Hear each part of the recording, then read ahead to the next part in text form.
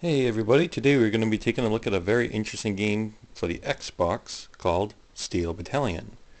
Now what made this game so interesting was the fact it came with a big, huge controller. I mean, just look at this thing. Got a left analog joystick with a sight change, you got a shifter, you got startup switches, communication dial with communication buttons, some extra buttons here, some more buttons over here, more buttons over here. Here's some startup sequence buttons, and ejection button right here. Very cool. Another joystick with, this is the weapons one. You got the lock on main weapon, and you got a sub weapon on the other side. And on the floor we got 3 pedals. Now, because of this complexity, this game plugs right into the Xbox, right into the controller slot, and there's no adapters or ports for that to work on the 360. So one of the downsides is if you want to play this, you have to play on the original Xbox. It's not compatible with the 360. Another downside is only 2 games use this: the original Steel Battalion and the sequel, Lion on Fire, something to that extent. The problem with that sequel is it is online only. This game does not have online. That one's online only, and all the servers are down, so that game is pretty much useless right now. Anyway, let's take a look and see what we got. Right now we are just in our cockpit, waiting. The guy's telling us, I think, to close the hatch, so let's close the hatch.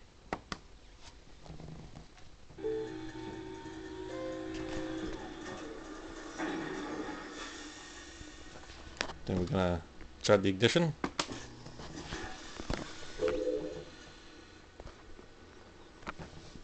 Now this is the time where we just flick the switches. It's nothing like a timed event or anything. You just flick them.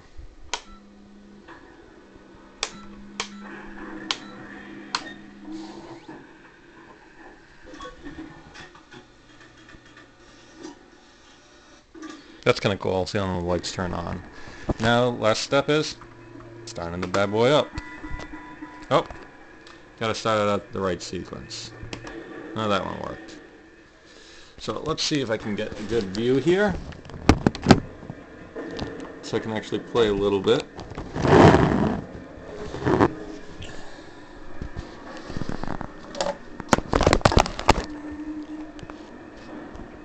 There we go. That's pretty good.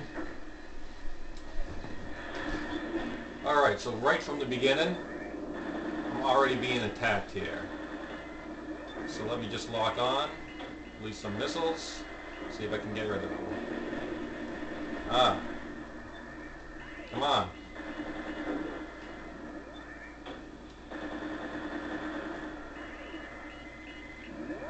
Boom. No. Fall down. I think I got him.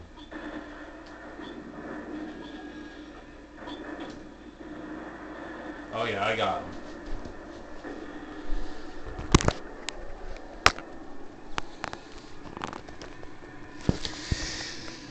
Alright, so let's just, you can see I can change my sight. I just like keeping it straight so that way I don't get disoriented. Let's move a little bit. We're going to go outside. Now, as you can see, it is kind of tough to see exactly what's going on the screen because there's so much information on there, and all of it is irrelevant. Let me just park right here. Hopefully nobody's shooting at me, but I think somebody is shooting at me. Who's shooting at me? I don't know. Anyway, just want to show you can actually open and close the map on the top. Someone is shooting at me.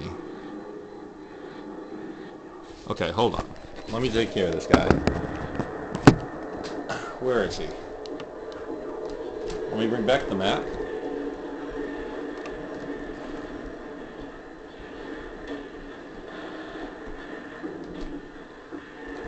here.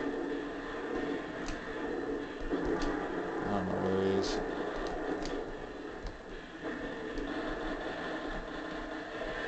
Ah.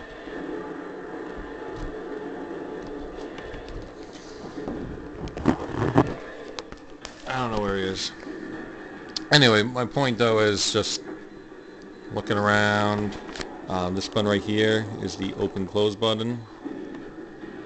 So it open and closes that.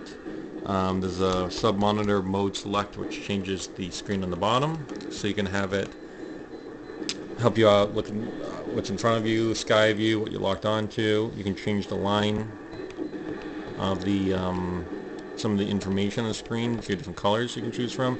You can go night vision, which does not help at all in this mode, but you can do that. Your tank gets dirty, like I actually just did right there, and the button's lighting. You can wash it. Oh crap, hold on.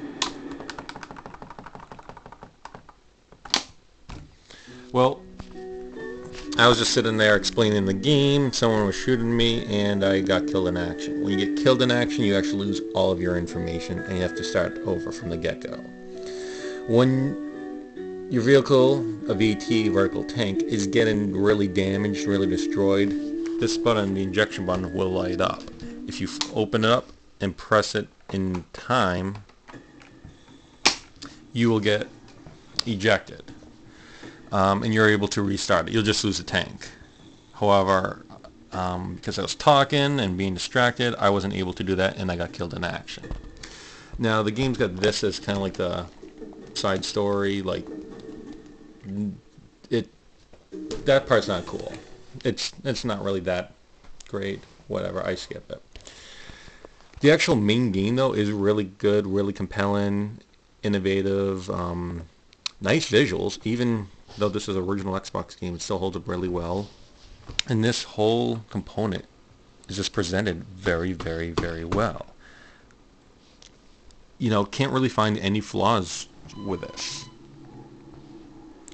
I mean, it's very short. I mean, these pedals are much, much better than the Rock Band pedals. It's just very nicely done. I guess the only flaw I can say is this game's not for everyone. It's very complex and it is pricey. I believe when it originally came out, I want to say it was $200. So because of things like that, it wasn't that big of a game. It wasn't that big of a seller. You can.